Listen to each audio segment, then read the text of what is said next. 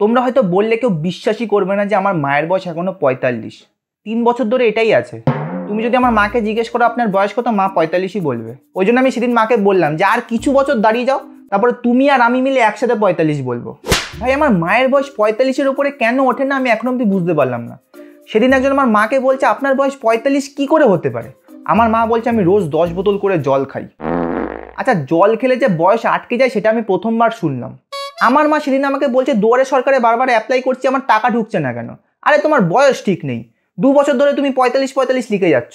আর এই বয়স না জানাটা আমার মায়ের দোষ না, দোষ আমার দাদুর। জন্ম দেওয়ার আছে, জন্ম দিয়ে দিয়েছে, কখন জন্ম দিয়েছে সেটা জানলো না। 7টা বাচ্চা ভাই, তার মধ্যে শুধু আমার ছোট মামার বার্থডে সেলিব্রেশন হয়, বাকিগুলো আধার কার্ড দেখে কেক কাটে।